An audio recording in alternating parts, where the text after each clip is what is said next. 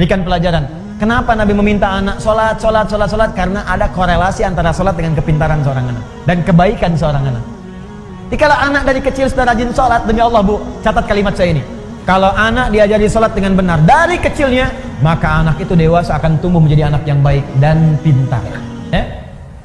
Apa penyebab orang belajar tidak melahirkan akhlak? Ibu kalau diperluas, ini sampai juga ke tingkat sekolah formal. Kenapa anak sekarang belajar kok senang tawuran, ya kan?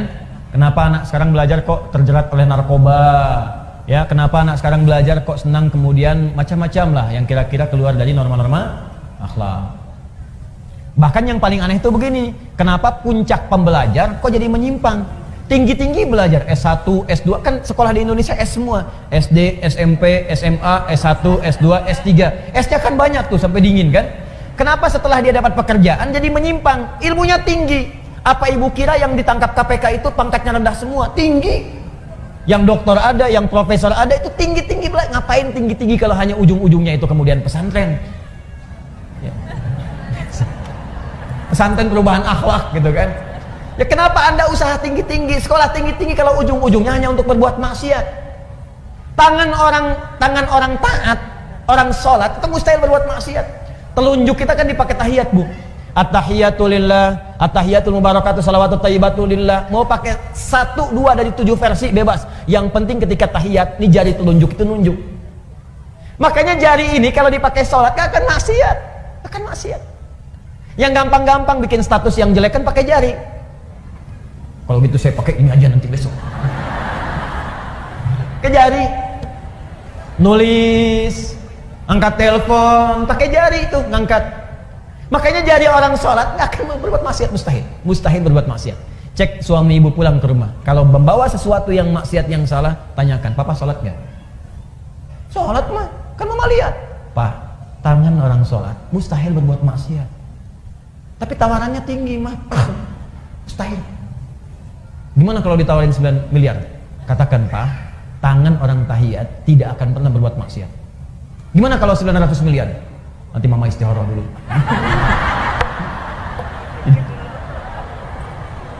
Dah, 1 penyebab yang pertama,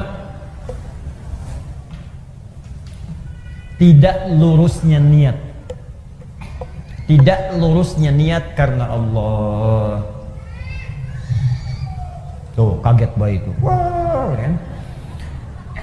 Ibu masih ingat ayat pertama yang diturunkan kepada Rasulullah apa bunyinya? Iqra, bukan. Ibu salah dapat informasi. Ayat pertama yang diturunkan kepada Nabi Muhammad SAW ternyata bukan Iqra. Ibu salah dapat informasi.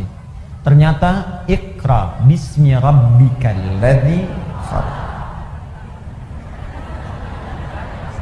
Ayat pertama. Karena ketika dikampaikan Iqra, kata Nabi, ma'ana biqari, saya nggak bisa baca.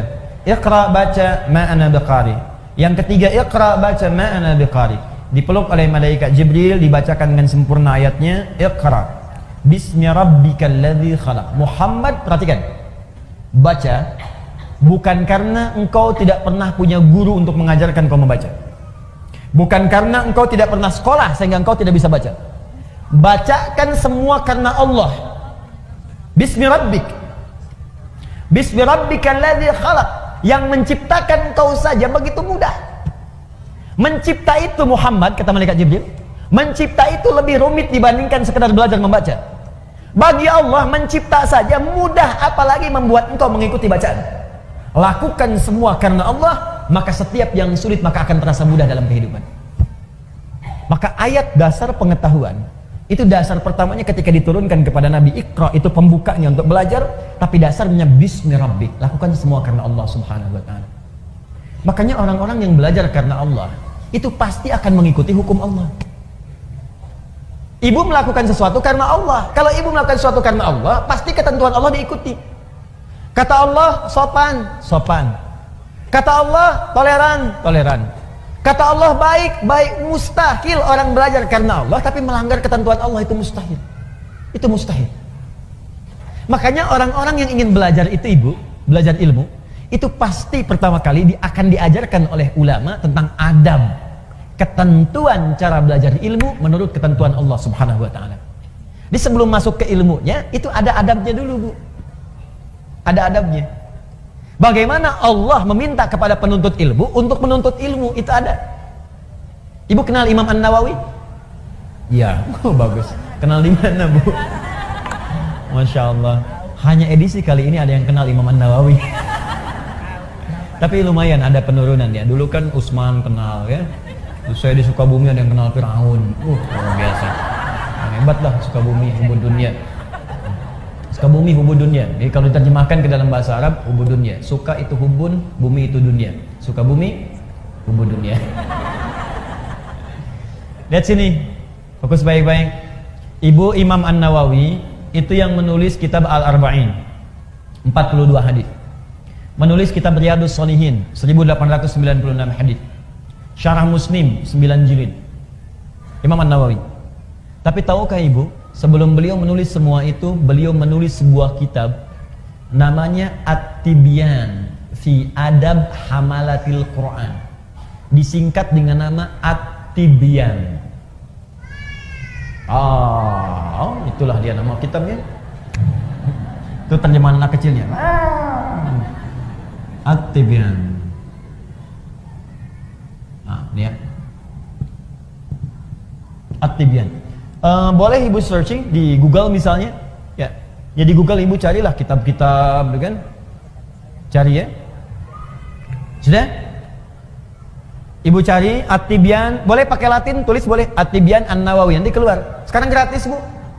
Ayo sebagian pulsanya pakai untuk akhiratnya. Download buku-buku baik-baik. Nah, di kitab ini itu berisi bagaimana kita belajar adab sesuai ketentuan Allah sebelum belajar ilmu. Makanya ada perkataan ulama begini, adab qoblal ilmi, adab dulu sebelum ilmunya. Karena khawatir kalau nggak belajar adab nanti mengambil ilmu, mempraktekannya tanpa adab. Itu yang dikhawatirkan. Belajar adab dulu, adab. Di sini nanti Ibu akan ditunjukkan bagaimana cara beradab dengan baik sebelum belajar. Contoh, maaf Bu ya, Ibu akan ditunjukkan cara memilih guru bagaimana sebelum berangkat. Supaya Ibu ketika belajar dari guru itu mendapatkan selain ilmunya juga adabnya. Sopannya, baiknya, lemah lembutnya, perhatiannya. Bagaimana Ibu mencari guru yang ketika dia mengajar Anda di siang hari, malamnya dia berdoa untuk Anda. Ada. Ya. Lihat. Wala yuta'allamu illa mimman kamulat ahliyatuhu. Kata Imam An-Nawawi, tidaklah seorang penuntut ilmu itu akan belajar kecuali sebelum belajar dia akan melihat dulu siapa guru yang akan dia belajar kepadanya. Satu, kamulat ahliyatuhu. Dia akan petakan guru yang sesuai dengan spesialisasinya. Tidak semua ustadz menguasai semua hal. Ibu ingin belajar tafsir, cari ustadz ahli tafsir siapa. Ibu ingin belajar fikih, cari ustadz ahli fikih siapa. Sekarang ini semua masyarakat memahami semua ustadz itu paham semuanya. Sehingga ketika ingin belajar tafsir datang ke ustadznya ahlinya ahli hadis, gak nyambung. Ini sekarang orang ingin belajar fikih, datang ke ustadz ahli tauhid, gak nyambung. Pendekatannya beda. Nanti malam di Mujahidin saya terangkan 4 turunan ilmu. Saya terangkan bagaimana cara memahami ini semua. Nanti ada kuncinya. Cari Ibu, praktekkan itu. Makanya saya usulkan, kemarin ada pertemuan ustadz di Jakarta, saya usulkan bikin database ustadz. Database. Sehingga masyarakat itu gampang. Ketika ingin belajar, tinggal buka database dia, klik tafsir, maka keluarlah ustadz-ustadz ahli tafsir. Lalu dibuat kemudian aplikasi pengajiannya. Keluar, majlisnya di Bandung ini, di Bekasi ini, Jakarta ini, pakarnya ini. Oh, kalau ada hebat tuh. Ngaji di mana? Klik keluar. But. Gampang. Itu bagian pertama. Jadi jangan sampai Ibu salah ngaji. Dua. Yang paling menarik. Wa hasunat akhlaquhu, kurang lebih kalimatnya demikian. Dan baik akhlaknya. Pintar tapi akhlaknya buruk, maka akan mencetak murid yang pandai tapi tak berakhlak. Gurunya pintar memang, Al-Qur'an hafal, hadis hafal dengan nomornya, tapi juga sering mengajarkan tata adab yang tidak bagus, mencela juga rajin. Mengajar sambil mencela. Mengajar misalnya sambil menghina. Mengajar sambil menjelek-jelekan. Makanya jangan heran kalau Anda jadi alumni dari situ, keluar pintarnya ada, dalilnya tahu, tapi juga mencelanya hobi. Pandai di bidang ilmu dan profesional di bidang maksiat. Apa profesinya? Mencela. Jadi kalau nggak sama dicela.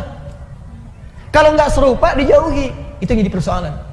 Bukankah dakwah Nabi merangkul bukan memukul? Bukankah dakwah Nabi mencintai bukan mencelai? Bukankah dakwah Nabi mengajak bukan menghinakan? Jelas ya? Coba dicek lagi. Ini adab. Ini yang bicara ulama-ulama salaf. Ulama salaf, orang-orang terdahulu.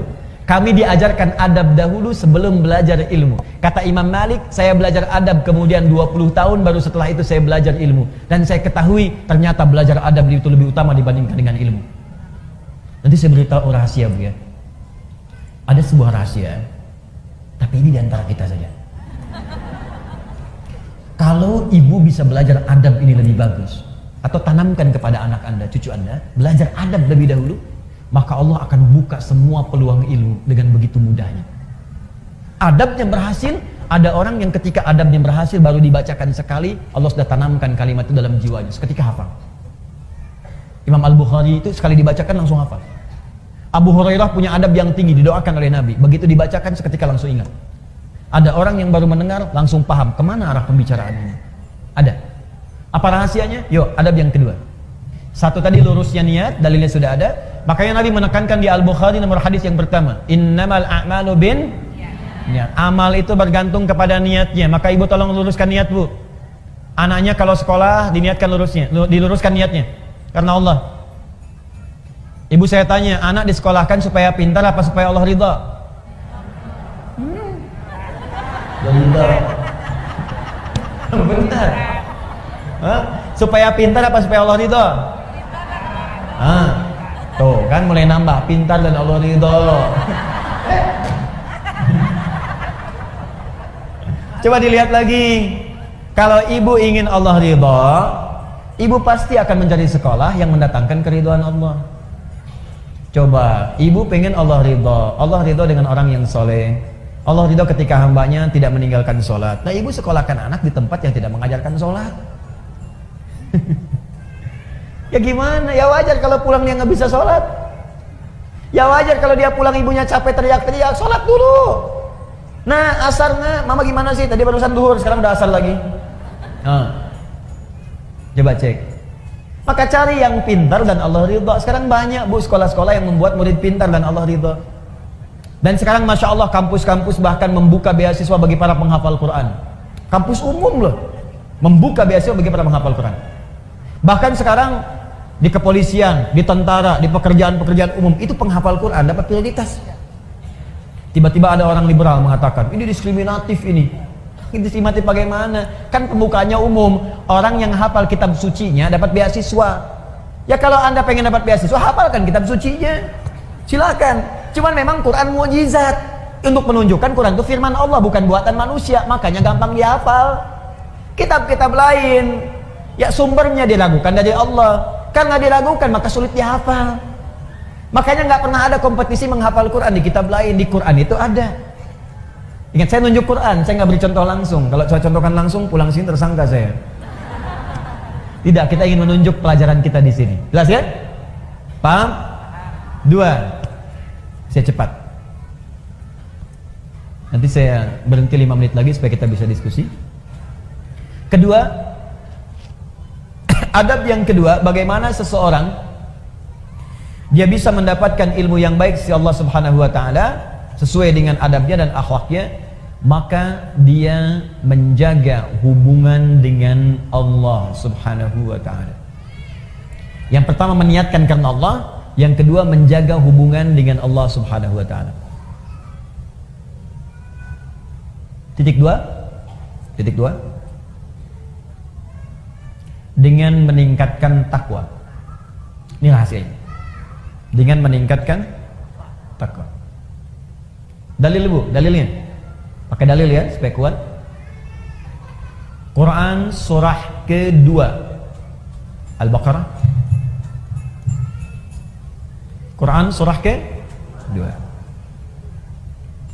akhir ayat 282. Ibu lihat ke akhirnya saja. Akhir ayat 282. Paling kiri sebelah bawah di mushaf. Akhir ayat 282. Sudah? Perhatikan ayatnya, langsung ke ujungnya, langsung ke bawah. Kalau dari atas, ya ayyuhalladzina amanu idza tadayantum bidain, lihat ke bawah paling ujung. Wattaqullah wa yu'allimukumullah. Ada? Wattaqullah, tingkatkanlah takwamu kepada Allah. Wa yu'allimukumullah, maka dengan peningkatan takwa itu Allah akan mengajarkan kepadamu kemudahan dan tambahan pengetahuan. Jadi ternyata peningkatan takwa itu selaras dengan peningkatan pengetahuan. Orang yang meningkatkan takwanya semakin tinggi, semakin mudah dia mendapatkan tambahan pengetahuan dari Allah. Nah ibu sekalian, karena itu, ini rahasia yang ingin saya sampaikan. Ulama-ulama dahulu dan orang-orang pintar terdahulu, itu sebelum belajar ilmu, mereka kemudian meningkatkan takwa terlebih dahulu kepada Allah. Takwa dulu bu. Nanti saya contohkan orang-orangnya. Nah sekarang kalau ibu tanya, Ustadz, bagaimana cara meningkatkan takwa kepada Allah? Kalimat takwa dalam Quran itu derivasinya disebutkan 115 kali. Ada 115 kali. Dari 115 kali penyebutan ini, puncak paling tingginya itu dua. Satu, jenisnya ada dua. Satu, ibadah ritual. Ibadah ritual, salat itu bagian dari takwa. Dzalikal kitabul la raiba fi hudal lil muttaqin. Muttaqin orang takwa. Siapa muttaqin orang takwa ini? Ayat 3-nya. Alladzina yu'minuna bil ghaib wa yuqimunas shalat. Karena itu, kalau anak ibu ingin dimudahkan pengetahuan oleh Allah, Allah yang punya ilmu, Allah yang punya pengetahuan, Allah yang punya wawasan segalanya, semua tidak luput dari Allah. Ya, perhatikan, wa huwa ala kulli syai'in qadir, wa huwa bi kulli syai'in alim. Semua Allah tahu. Kalau ingin diberikan oleh Allah pengetahuan itu, maka dekati Allah pemiliknya. Bagaimana caranya? Salat, tingkatkan salatnya. Maka anak ibu jaga betul disiplin salat. Kalau perlu tambah bu, tahajud. Ini saya sebelum ke sini, saya pamit pada anak saya, terus sedang ikut program tahajud di sekolahnya. Sekarang bagus di anak-anak SD nih. Kelas 1 SD ya, itu sudah dibawa ke masjid. Terus ada mabit, diberikan malam bimbingan iman dan takwa. Ya anak-anak latihan supaya dilatih, supaya terus dibawa dalam kehidupannya anak-anak ini. Masya Allah, itu anak-anak kecil bu, ya yang kecil-kecil 6 tahun, 7 tahun. Itu saya datang ke situ sedang pada tidur terlelap. Bilang Masya Allah nih anak-anak nih, saya udah dewasa banyak maksiat, kalian kecil-kecil ini bangun malam mau latihan untuk mendekat kepada Allah, padahal belum tentu balik. Ibu bayangkan, anak belum balik sudah berlatih untuk bangun malam. Kita yang sudah balik makan dikalahkan oleh kantuk untuk bangun malam. Tapi cita-citanya surga bu, Firdaus lagi tuh. Aduh. Latihan. Karena itu Nabi meminta kepada para orang tua, anak dari kecil itu diajari sholat.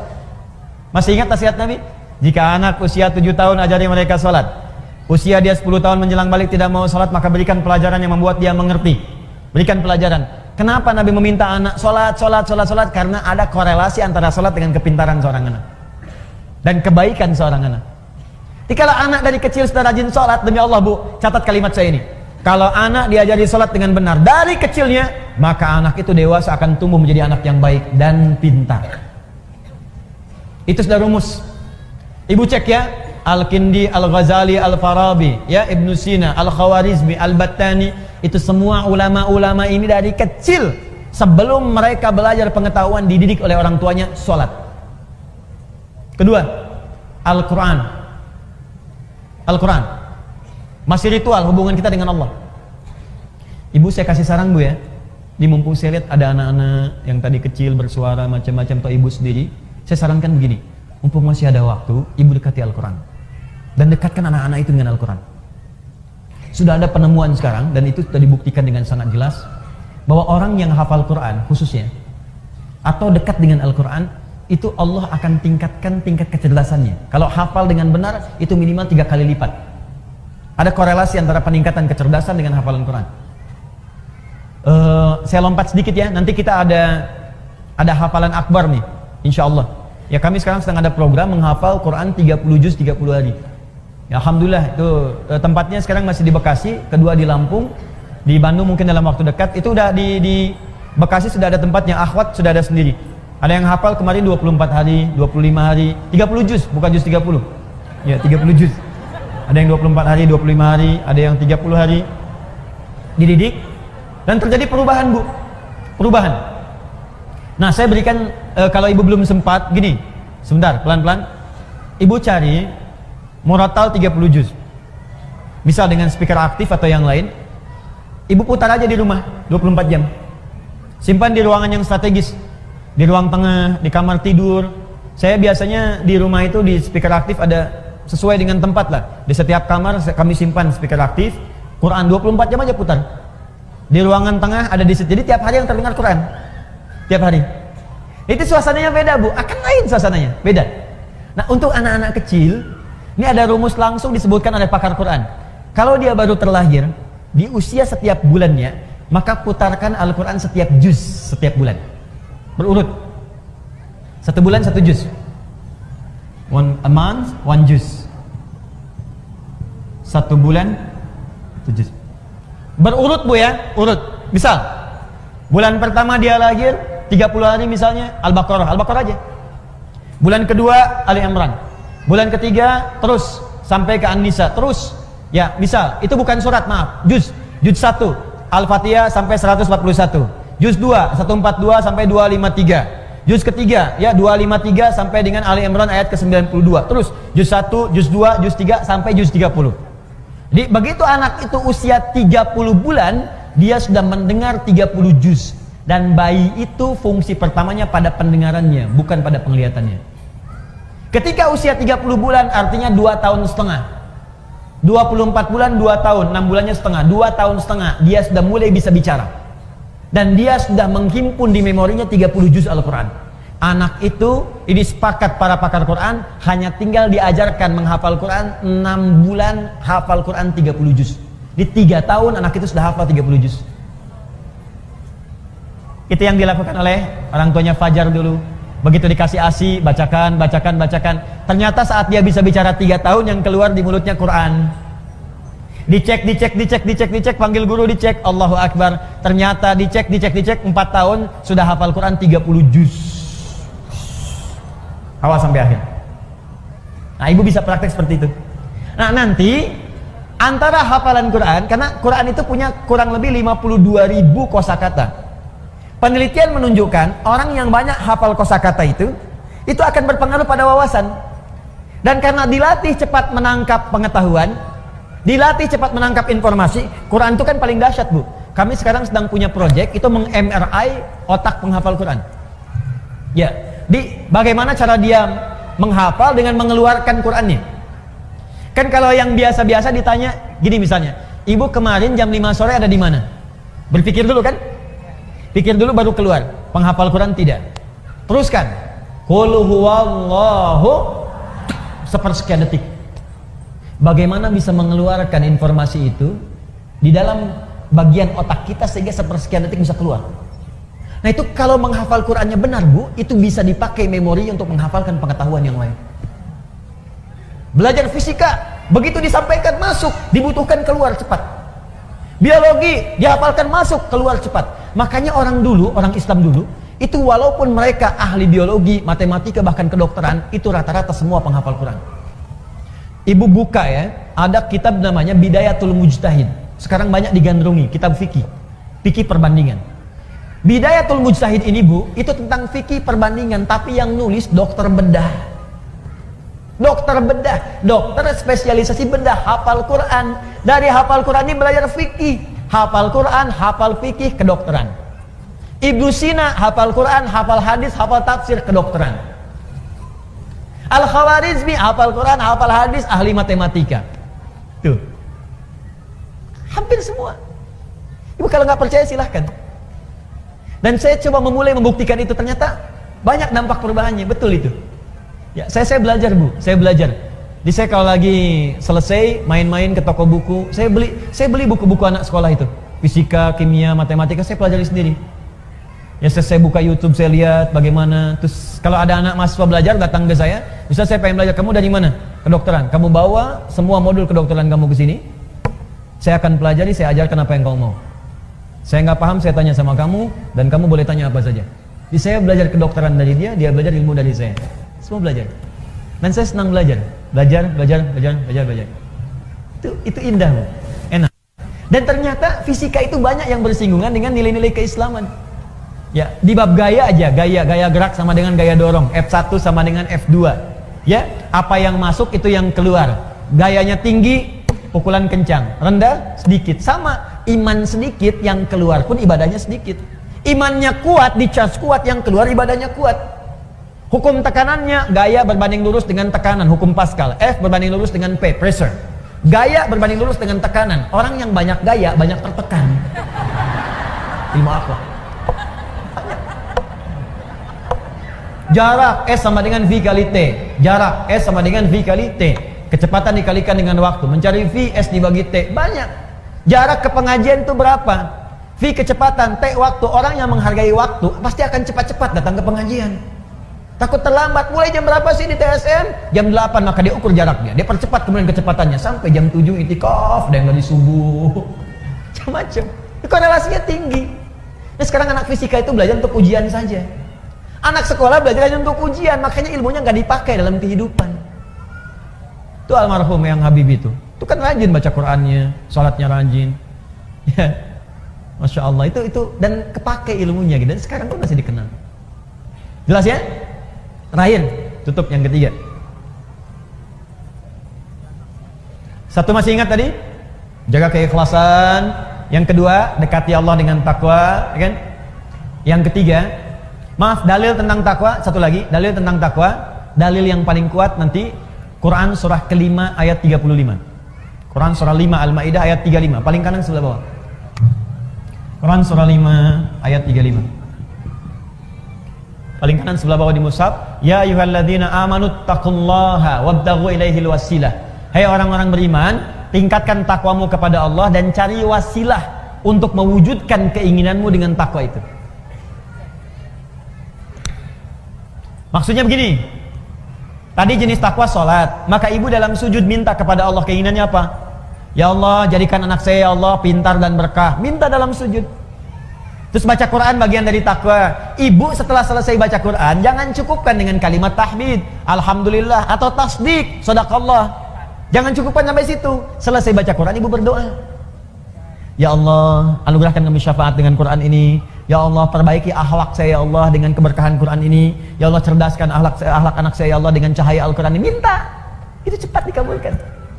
Saya lihat sekarang banyak orang baca Quran itu cuma selesai aja. Baca shadaqallahul azim, tasdik, selesai, sudah. Enggak, berdoa dulu. Berdoa. Nah, amalan terakhir yang ketiga, rajin bersedekah. Rajin bersedekah. Imam Abu Hanifah itu termasuk orang yang rajin sedekah. Gak usah jauh-jauh bu, Rasulullah Sallallahu Alaihi Wasallam, Masya Allah, itu kalau sedang mengajar juga demikian, rajin sedekah. Nabi itu bisa ribuan kali umrah, tapi dalam hidupnya hanya sekitar 3-4 kali saja. Ya, bisa berkali-kali haji, tapi tidak semua setiap musim haji datang. Apa yang beliau lakukan? Ternyata diantaranya mengajar para duta-duta mahasiswa yang datang dari luar. Abu Hurairah, Salman Al-Farisi, sahabat yang lain. Tinggal siapa yang ngasuh, yang biayai? Nabi. Di mana? Di sisi Masjid Nabawi. Ada supah namanya. Kalau ibu dekat Raudhah, sekarang wilayah Raudhah dengan yang masjid awal itu karpetnya hijau. Jadi kalau ibu nanti umrah di bulan-bulan ini atau ke depan, nanti kalau ibu ingin ke Raudhah, itu sekarang Raudhah karpetnya hijau dan sekitarannya sama karpetnya hijau. Itu yang karpet hijau itu wilayah asli masjid pada waktu dulu. Aslinya segitu. Masjid Nabawi sekarang itu Madinah tempo dulu. Madinah itu cuma segitu luasnya.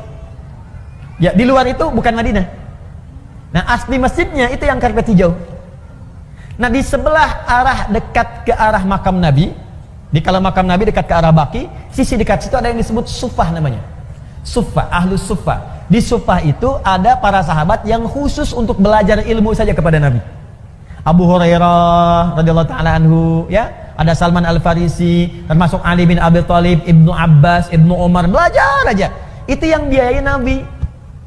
Yang nggak ada bekal, Nabi kasih makanan, ya, kasih kemudahan dan sebagainya. Nabi itu. Dan Masya Allah ilmunya berkah.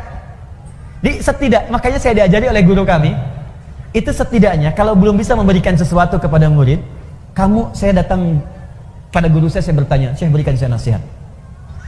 Adinda, ya bunayya anakku, siang engkau belajar, malam engkau dekati pada yang memiliki pengetahuan. Maka mintalah kepada Allah agar ilmu yang engkau ajarkan itu meresap ke dalam jiwa-jiwa setiap murid yang belajar. Yang kedua, engkau doakan mereka. Dalam setiap malam engkau mengajar. Dan itu saya praktekkan. Pagi, siang saya mengajar, malam bangun, kita bayangkan lagi ngajar di mana, kita minta sama Allah, ya Allah, sayangi setiap orang-orang yang belajar. Ya Allah, berkahi ilmunya. Ya Allah, lapangkan kehidupan mereka. Ya Allah, mudahkan mereka. Ya Allah, pertemukan kami di surga. Ya Allah, himpun dengan keluarga. Ya Allah, jauhkan mereka dari maksiat. Minta gitu. Itu dampaknya besar. Tinggi dampaknya. Ada guru-guru yang lebih hebat lagi. Imam Abu Hanifah, itu sampai sedekah ke muridnya dan sebagainya. Dan itu berkah kemudian. Nah, sekarang dibalik, Bu. Ibu juga sama. Ada murid-murid yang ketika dia kemudian belajar, itu banyak di antara mereka yang mempraktikkan sedekah. Ada Syekh Nawawi Al-Bantani, Bu. Syekh Nawawi, itu beliau ini setiap akan belajar itu bersedekah. Di atas namakan gurunya dengan niat tidak ingin mengetahui aib gurunya. Di Imam Nawawi kalau mau datang kepada Syekh untuk talaqi itu sedekah dulu. Begitu sedekah, beliau niatkan kepada fakir miskin, kepada orang lain. Dia niatkan, begitu diniatkan, ya Allah, saya niatkan sedekah ini, dengan niat ini saya tidak ingin mengetahui aib guru saya sedikit pun. Makanya berkah sampai sekarang. Termasuk di antara imam besar Syekh Nawawi Al-Bantani, di antara guru yang tidak pernah mengetahui aib guru-gurunya. Makanya yang didapatkan ilmu aja, ilmu. Masya Allah. Ya ibu silahkan. Ya misalnya kan ibu ada kewajiban zakat, keluarkan, kalau itu wajib. Ada infak itu ibu niatkan atas keinginan yang ibu dapatkan. Kalau pahala jelas, ibu ikhlas, pahala dapat. Tapi sertakan di situ keinginannya mau apa. Ya, misal ibu sedekah nih, saya pengen bantu untuk yang di Pekanbaru, pengen bantu untuk yang di Riau. Ya Allah, jadikan dengan sedekah ini yang di Riau, ya Allah, mendapatkan kemudahan. Dan dengan kemudahan itu jadikan keluargaku mendapatkan rahmat darimu. Jadikan kemudahan itu sebagai kemudahan ilmu bagi anak cucuku. Boleh. Itu dalilnya banyak. Dalilnya banyak. Jelas ya? Makanya banyak orang bersedekah oleh Nabi kemudian diluruskan. Di antaranya lurus untuk mengarahkan keinginannya. Ya Rasulullah, bolehkah aku bersedekah untuk ibuku yang telah wafat? Boleh. Dia bersedekah diniatkan untuk ibunya yang wafat. Pahalanya mengalir. Ada. Jelas ya? Baik, maka ibu sekalian, dan sedekah terbaik tidak harus dengan menggunakan materi. Sedekah itu setiap amal soleh yang bisa dikerjakan. Berdoa, saya doakan ibu, ibu pun doakan saya. Murid doakan guru, guru doakan murid, itu sedekah yang paling bagus. Malam-malam tanpa harus tahu, ibu nggak usah SMS saya, Ustaz saya doakan nanti ya, nggak usah. Aku doain aja. Ya Allah ampuni dosa Adi Hidayat, ya Allah ampuni dosanya, ampuni dosa keluarga. Itu aja, saya nggak minta apapun, itu aja. Nanti insya Allah keberkahan Allah turunkan, langsung Allah yang berikan. Mungkin tidak harus dari saya, mungkin dari guru-guru yang lain. Jelas? Baik, kalau sudah jelas, saya kira